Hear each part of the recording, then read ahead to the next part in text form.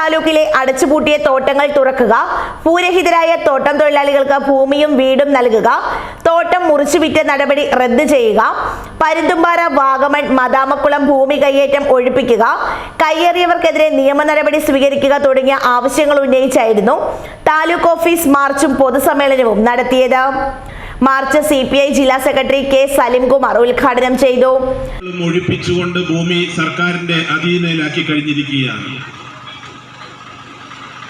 എന്നാൽ ഇനിയും ചില പരിശോധനകൾ വൈസന്മാലി വില്ലേജിൽ നടത്തുവാനായിട്ടുണ്ട്. ചില ജനപ്രതിനിധികൾ ഉൾപ്പെടെയുള്ള ചില ആളുകളുടെ കയ്യിൽ ഇനിയും വൈസന്മാരിയിൽ സർക്കാർ ഭൂമി വളഞ്ഞു വെച്ച് കൈവശം വെച്ചിട്ടുണ്ട്. അത്തരം ഭൂമികളെല്ലാം തിരിച്ചു പിടിക്കണം. അതേ ചൊക്രമുടിയിൽ തന്നെ നിയമവിധേയമല്ല എന്ന് പറയപ്പെടുന്ന ഒരു റിസോർട്ട് പ്രവർത്തിക്കുന്നുണ്ട്. ആ റിസോർട്ടിന്റെ പ്രവർത്തനങ്ങളെ സംബന്ധിച്ചും ഗവൺമെന്റ് പരിശോധന നടത്തേണ്ടതായിട്ടുണ്ട് എന്ന അഭിപ്രായമാണ് ആ വിഷയത്തിലുള്ളത്. ചൊക്രമുടി ഭൂമി കയ്യേറ്റവുമായി ബന്ധപ്പെട്ട നടപടികളുമായി ഗവൺമെന്റ് മുമ്പോട്ട് പോകുന്ന സമയത്താണ് പീരുമേട് താലൂക്കുമായി ബന്ധപ്പെട്ട് മനോഹരമായ പരുന്തുംപാറ ഭൂമാഫിയ കൈവശപ്പെടുത്തിയ വാർത്ത പുറത്തേക്ക് വന്നത്. നൂറുകണക്കിന് ഏക്കർ ഭൂമിയാണ് പരുന്തുംപാറയിൽ ഭൂമാഫിയ കൈവശപ്പെടുത്തിയിട്ടുള്ളതായി റിപ്പോർട്ട് ചെയ്യപ്പെട്ടിട്ടുള്ളത്.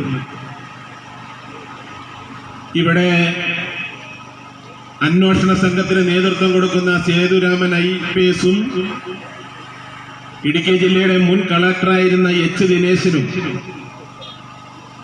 ഈ സ്ഥലങ്ങളെല്ലാം സന്ദർശിച്ചു. അവിടെ കയ്യേറ്റം നടന്നതായി റിപ്പോർട്ട് ചെയ്യുകയുണ്ടായി. പരുന്തുംപാറ പ്രദേശത്ത് ഭൂമി കയ്യേറ്റം ഉണ്ടായി എന്ന വാർത്ത പുറത്തേക്ക് വരുമ്പോൾ തന്നെ കമ്മ്യൂണിസ്റ്റ് പാർട്ടി പരുന്തുംപാറ ഭൂമി കയ്യേറ്റം ഒഴിപ്പിക്കുവാൻ വേണ്ടി നടപടി സ്വീകരിക്കണം. വാഴൂർ സോമൻ MLA, CPI ജില്ലാ കൗൺസിൽ അംഗം ജോസ് ഫിലിപ്പ്, പീരുമേട് മണ്ഡലം സെക്രട്ടറി ബാബുക്കുട്ടി, ഏലപ്പാറ മണ്ഡലം സെക്രട്ടറി ജെയിംസ് T അമ്പാട്ട് അധ്യക്ഷനായിരുന്നു. Kokkayar panchayat president Molly Dominic, VR Balakrishnan, AK Purushothaman, Pattumudi Balakrishnan എന്നിവർ നേതൃത്വം നൽകി.